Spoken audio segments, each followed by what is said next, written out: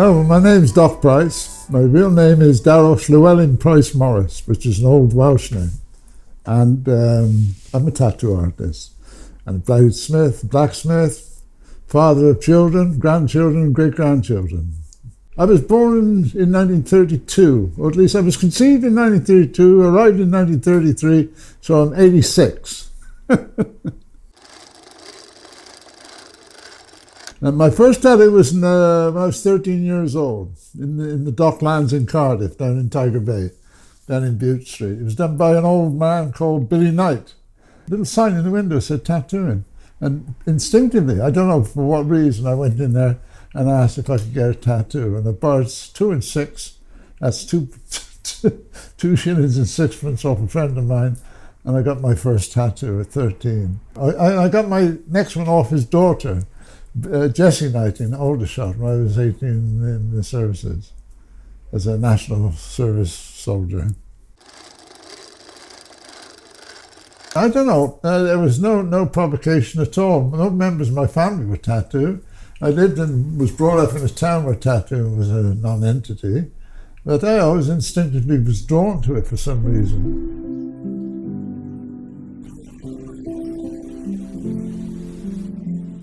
But I think I want him there. This is good, the actor life's a good one. I already regret choosing this place. I can already feel the pain. I think it was born out of some degree of dyslexia that I could draw, and it was that got me very much interested, because I still do what I did then, all those years ago. Ah, and that was actually real as well. I didn't even... Oh, Doc, you're a savage. My tradition is like 1950s, late 1950s, 1960s tattooing. And most of the artists in those days were all self-taught, and they were instinctively a style of whoever individual was who was working. I met George Birchett's son, Les Birchett, in Waterloo Road back in the early 70s. They were famous in the 20s and 30s because they'd actually tattooed royalty around Europe. I think it was George Birchett wrote an autobiography called The Life of a Tattoo Artist. And I think that was my inspiration. I want to ever be anything, I never wanted to be anything other than that. What is your hourly rate, Doc? 50 quid, me, I'm cheap as dirt. Yeah. Just doing it for the love these days, I suppose. Yeah, old guys want old stuff. Though I've had to do many other things to make a living. I've been a bricklayer, a mason, a tile layer, everything in the building industry. And that's where my first customers come from. Friends off the building site, take them up the back kitchen and do a tattoo. Oh, you're gonna hit me up with some of that refreshing spray? Yeah. Oh, yes. It's all It is, mate. Oh, Doc, you're a great guy. It's worth a shilling, that stuff. Tattoo was pretty tough. You had to fight, you had to deal with drunken customers, you had to deal with aggressive competitors. It was very secretive, everybody was extremely jealous of one another, and nobody would share information. You had to almost steal information in those days, and befriend a tattooist who eventually might tell you. But in my youth, there used to be a magazine called The Exchange of Mart, where you could buy anything in this magazine. And somewhere along the line, there was an advert for tattoo machines. And it was done by a man called Joe Picaro. I still got my original machines from those years ago, with the exception of the ones I lost at sea. I was about 22 when I saw the first blue, the coloured blue in tattoos, and they came from a tattooist in Hong Kong called Pinky Yan. And I'd never seen blue. When I saw blue, I got so excited, I was jumping up and down. Prior to that, it was only red and green and black. There was no alternative. You could make brown from using red and black, but those were basic colours. But blue, absolutely stunning. Well, the history of mankind has been covered with tattoos from the earliest times of mankind. And they were invariably spiritual, or they were something to do with the health of the person, And I think the oldest found body that's got coloured tattoo was some woman in Siberia, some princess who had been a very powerful female influence. All her tattoos were still displayed on the body because they were buried in the frozen tundra. So that was 5,500 years ago, and that still goes down to the ages now. Oh, there's so many styles. Old, new, old, tribal, dot work. There was 5 great traditions in the Polynesian islands of Samoa and New Zealand, Maori style. And I think it's a lifestyle and a conditioning of the mind that you can't see the world other than through a tattoo. It made my living, it made my name, it made my family. It allowed me to travel greatly around the world. I've lived in different countries, Australia, Africa. I've tattooed almost in every country in the world with the exception of Russia. It's got to be 101% communicative. He's got to have good relationship. Even if, because you're supporting somebody going through an issue of some importance, first of all, it's permanent. Secondly, it's a necessity that you have an ambience in respect to what you're doing for them, because you are actually adding to their life story, something that will be there for them for the most of their life. Like a dummy with the earphones on, tattooing them, and you're not communicating, you're not relating to their problems and their issues of how they coping with the issue of being tattooed, then of course you're missing half the story. I have wonderful relationships. Because of my age, unfortunately, most of these people have passed on. But in that case of having an abundance of friends, this could be the best thing in the world for somebody that thinks they're alone, because you cannot be alone when you're a tattoo artist. You just can't treat people like if they're a commodity or you're just using it to make pounds. This is a life-changing subject for lots of people, and they will live with what you do, regardless if you like it or not, or if they like it or not. My son was very much like myself, dyslexic, and didn't enjoy school, and he had a natural talent for art and drawing. I think he's 54 now, and when he started, he was 10 years old. And then he would run around the shop as a kid, and I would ask him to do this and do that. And eventually, he'd done some tattooing on me. Then he asked a customer if he could do some on him, and he developed his own techniques and his own style. And we've worked literally every working day since he was 10 years old, and now he's 54. We've worked together every day. But I have to mind my P's and Q's, because I have always respected him as an individual and not as my son as a bearer of my intellect or anything. He's totally a free man, but we've worked every day. It's a wonderful relationship. It's based on respect, he for me and me for him. He's so talented, I don't have to ask him. I have to ask him what I need to do. Which is nice, because fathers always deem themselves to be the iconic number ones. If there's a disagreement, I fall back and let it disappear. Partly because there's no need. At the end of the day, invariably, other people are often more right than what one thinks of oneself and being right, you know. It's easy. If we have a disagreement, it might be about, well, I've just crashed the car again or something like that. And there you go, Dad, you know what I mean. So it's just a lovely relationship. But it's mostly out of my guilt of how I treated my wife, that I should want to treat my son the best I possibly can. It's just that way.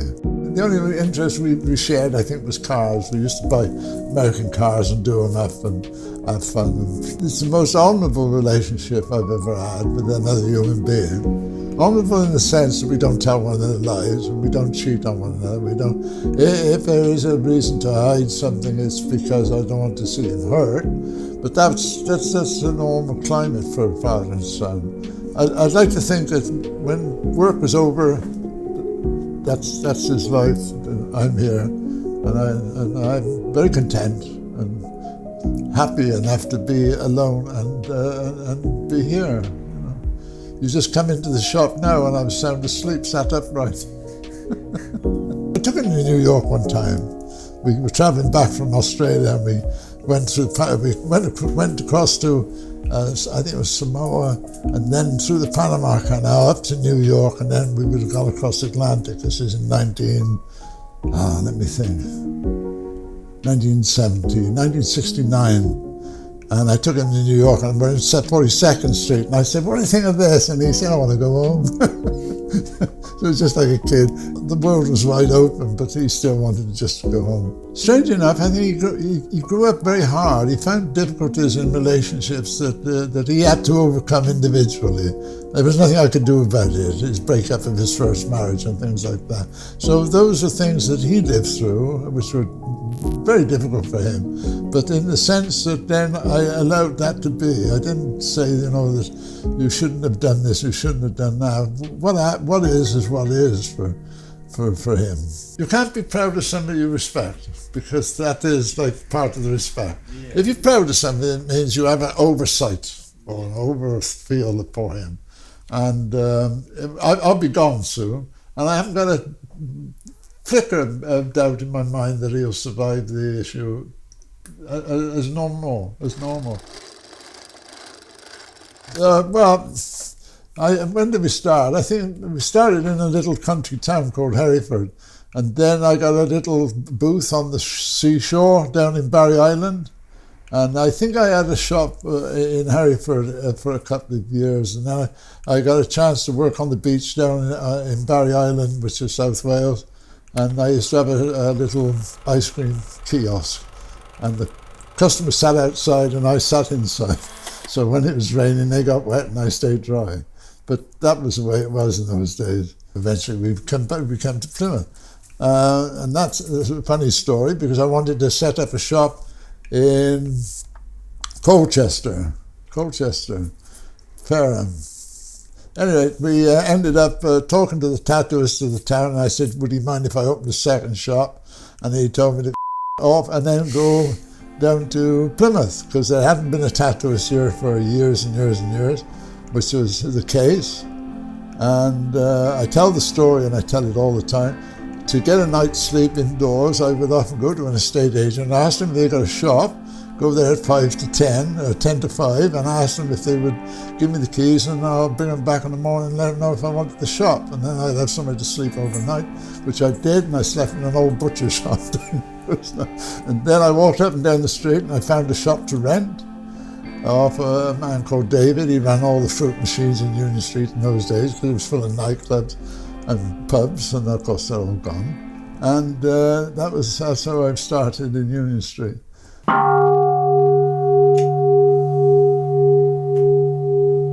Right, this way, gentlemen. It's a bit humble, but then I am a humble man. Those are my wife's ashes. Come on up. You don't have to take your shoes off. It's just my habit that I do mine.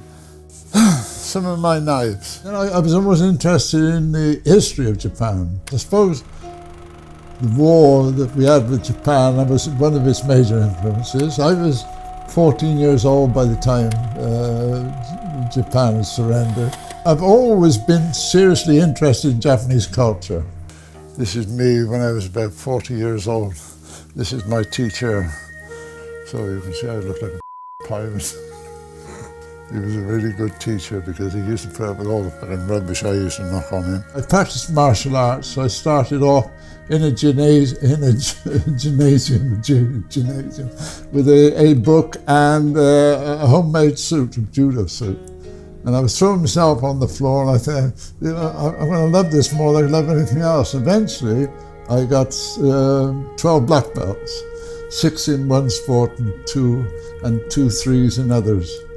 And those were accredited in Japan, not English grades, they were Japanese grades. These are my certificates for my Dan grade. This is 6th Dan Kendo, and this is my other grade as a teacher.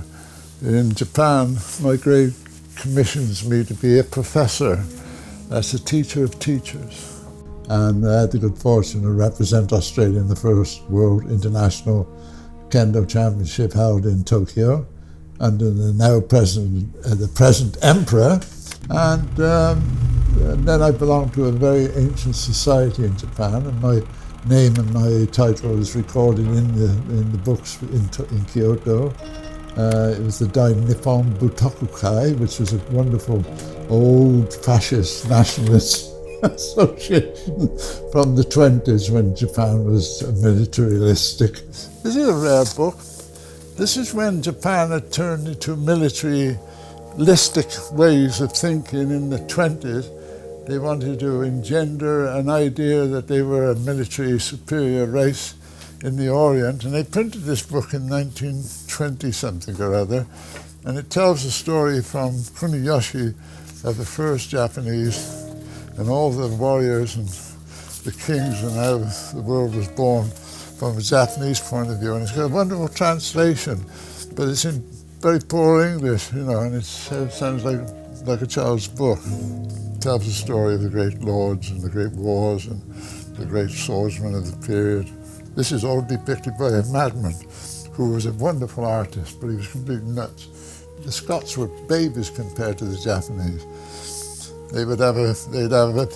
One family would put one of the sons in the other family, so whoever lost the war, one of their sons would be on the winning side. Well, what kind of thinking is that? But this is a rare book, very rare. That's a sword book up there, and it shows the national treasures, and they're priceless, they can't be bought, they're beyond money. The metalwork came out of the Japanese sword. I was interested in how the sword was made. The sword is a very simplistic concept until you learn to manage the various stages. This is a Japanese sword, this is a Japanese sword. This is a Japanese dagger, which I forged with Damascus steel, which has a beautiful pattern inserted with a very crisp, hard edge called a hamon.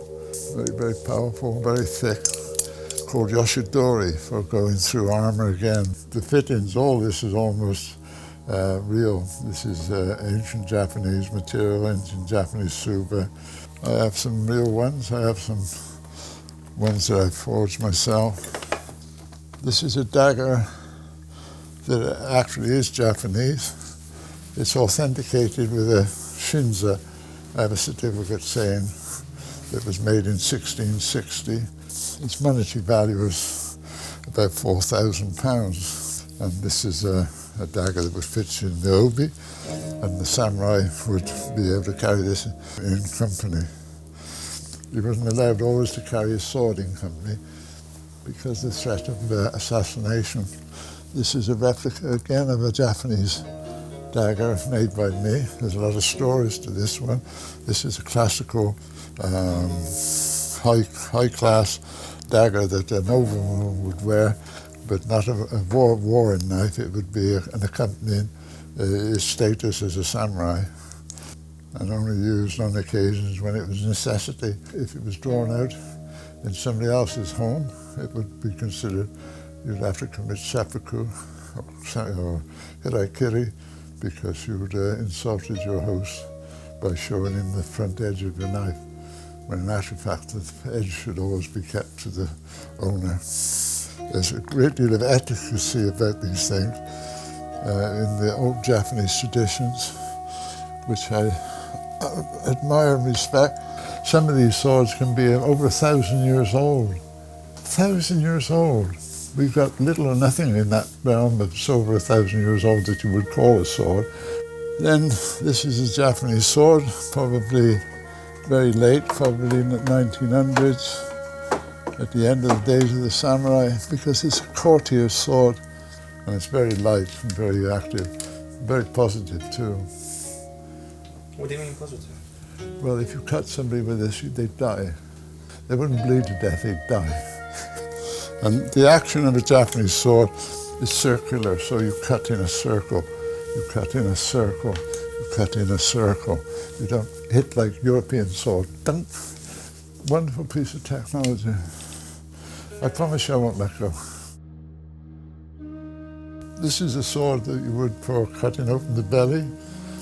If you had to commit, not you, but if someone had to commit seppuku, This is the kind of sword you would do. You would use about 1.5 inches, and the rest would be white bandages. You would split this way, and pull your intestines out, lean forward, and as you put your intestines on your lap, your second would cut your head clean off, because it's terribly painful to cut the stomach open. Loyalty and obligation was paramount importance to the samurai. Without that, he was nothing, and he would become a brigand or a robber or a bandit. That's the nature of their culture. Very, very strict. All this literature is about the rules and regulations of living and dying as a samurai. Hiraikiri, seppuku, self-mutilation, promise to be honor to the family. You couldn't lose your family honor, that would have been so important. You put your hand on the blade, so I must clean the blade. The acid in your acidity in your skin will mark the blade, so if I come back in a week's time, that would have gone into a rust. Wonderful stories I have remembrance of America, where the first American ever to receive a Japanese license to make swords in Japan, famous in Japan because he was a gaijin, he was a European making Japanese sword in Japan. That was like the impossible. His name was Justin Austin, and his Japanese name was Noboru. And I went to California, I went to Sacramento and met him and asked him if I could spend some time with him and learn his technique. It's a musket. I know it's a forgery though. I bought it off an antique dealer in the Hayes Market, and I said, why do you want to sell it? He said, it's a fake. He said, I don't want to be known as an antique dealer for selling fakes. So I bought it off him. So that's how it was fired, like that. This is a Japanese bow. This is old bamboo. And they're very long, and that's where the center of the bow is. Center is up there. Very, very long bows. These are the arrows. That's an English version of a Japanese arrow. Very long. And you pull the bow right out to the end. Ding, and away to go. Oh, this is the dojo. It's a dojo drum. Well, that was true. I went to the grave of the 47 Ronin in Tokyo. And it's right in the middle of Tokyo. It was once a village outside the main castle, but because the city's grown and grown and grown, it's still right in the middle. And you can go there. There's motorways either side of the graveyard. It's fabulous. And it was one. And the place is full of incense, and you don't see anybody, and yet the place is full of vibrations. Incredible energy. I love that. To be at the graves of these honourable men. Honour is prized by the individual, obviously. I took away a stone from the grave. I'm a grave robber, yeah. So this is a stone from the story of the 47 Ronin. I've got no honour. I'll sell my soul to the nearest devil. Yeah.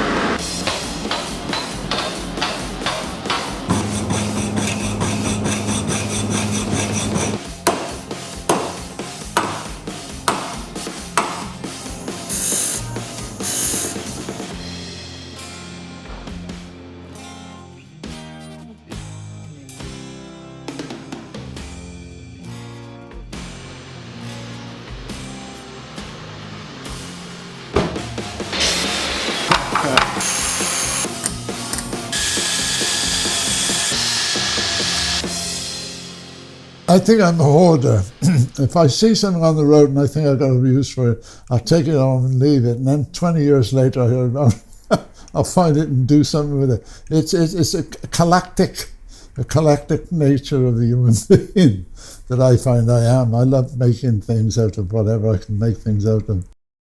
I think you actually make £13 to make a £2 sword. The tattoo machines were made exactly the same way. You forge the metal, and then you can laminate it, and you can make different colours into the different parts of the machine, and it's like fundamental. How long does it take you to make one machine? About 20 miles. 20 miles? Self-taught again, all self-taught. But I had the good fortune to travel the world and meet many, many really good blacksmiths and knifesmiths and swordsmiths, actually. I think that's the best knife that I've ever made. This is a witch's knife, and it has all the things that are attributed to witchcraft in the East and in the old times. All these things here are hand-carved and made by craftsmen from different countries.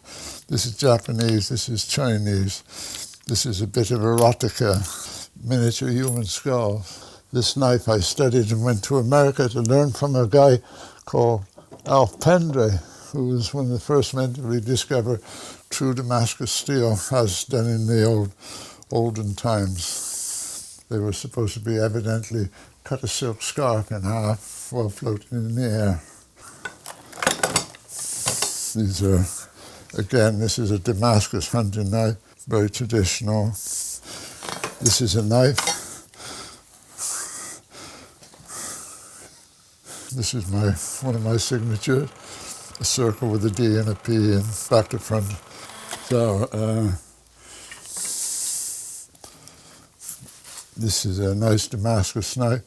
The antlers are as much as important as the ironwork itself. These are mixing the irons together and forging them so as they laminate into a homogeneous type style piece of material. This is my African knife, I call it.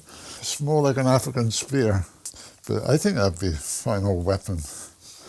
If you had to go to town, that would be the one to go to town with. If I'm in battle, this is what I need. These are medieval half swords, which are called daggers because of the obvious But again, they were very thick-spined, piercing armour. People in medieval England were quite crude and rude. This is a erotica axe I forged. It's like a Persian axe of ancient time. But you can see this is a penis, and this bone is a penis bone out of a walrus. And the bloke said, why would a walrus want a penis bone? And he said, you try and get it up to 40 below. That's how we use that knife. The weight of it is self-evident. This is my work. This is the kind of thing I like making. That was a broken hammer in Sheffield when they closed down one of the major factories in Sheffield, and I bought it for £400 and brought it home. It cost me £400 to get home. It weighed 6.5 tons. I've stopped making them this week because they've become obsessive. Because you always remember that if you just get one more screw and one more spring, you'll have the next tattoo machine, and no more than you finish that, you start the next one, and it becomes a bit of a cycle. So to break the cycle, you just stop making tattoo machines for a week. If you make something that you love and you love making, and then you want to turn it into money, that doesn't resolve the issue. It resolves the issue that somebody else enjoys something that you've done that costs you only the passion to do it. It's nothing much more than that, really. I think I own about 90% of everything I've ever made. The rest I've given away. I was a guest of a company in the Las Vegas, what they call the SHOT Show. It's a very important show. It's 5 floors, 61,000 people come to buy and do deals. And it's 5 floors in Las Vegas.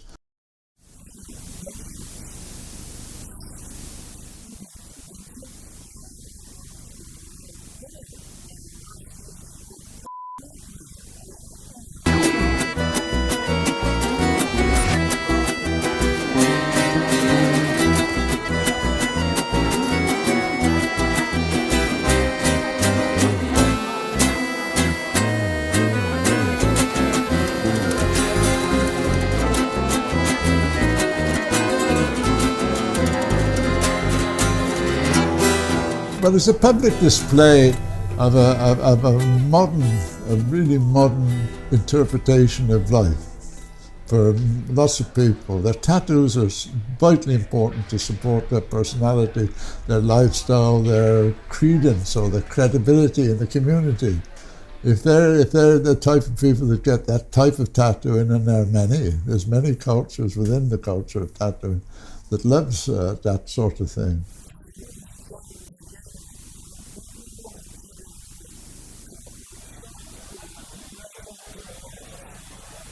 Computer games, where the characters of the computer games now are in the world of tattooing.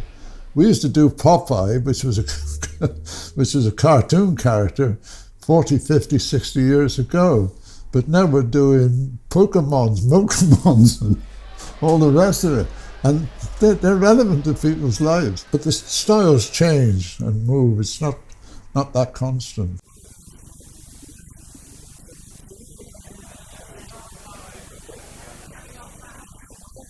Now they've become an important profile. They're very, very important for the profile of tattooing in general. The people who win at these things and who set the standards are significant influence on the younger generation. Look at some of the shows now, you may be talking around £200,000 in value, which gives it credibility and importance. Money talks. Because it's such a popular medium now, tattooing, that there is a need to win trophies to influence the customers. I knew one guy, a very famous tattooer, if he didn't have enough trophies that he'd won at the competition, he'd go to a shop and buy some more to go home with. He was famous. Why he did that, I don't know. He must have a lack of confidence or something. And how does that compare to back in the day, though, Doc? We were doing rubbish. We were getting away with murder. They were jealous, they were prejudiced, they were, he shouldn't be here, he's a scratcher. Typically the unprofessional professional.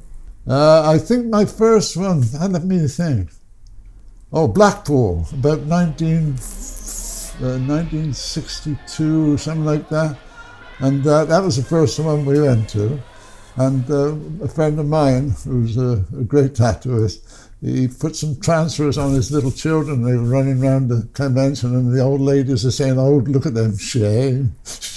It took them 10 days to get these stickers off. Judging, I think there should be a change take place, because judging implies then you're going to have 25 winners. I'm hoping to get a phone call this evening from one of the guys who's running the Wrexham Tattoo Convention. And what happens with these, you get 5 winners and 35 people that are disappointed. And I'm going to try and change that. I want people to go to these conventions, enjoy the public display of tattooing, but then to get a really nice certificate of this, and then they can put it on the wall of their studio and say, this is the amount of conventions I've attended. But when you have this winner in the second and third, and they have to be indoor, and they have to be, it's too complicated. And it's not well judged, because some of the judges are quite prejudiced against certain types of tattooing, and judges should be open. My secret is I always give full marks to everybody and let the other guys work it out.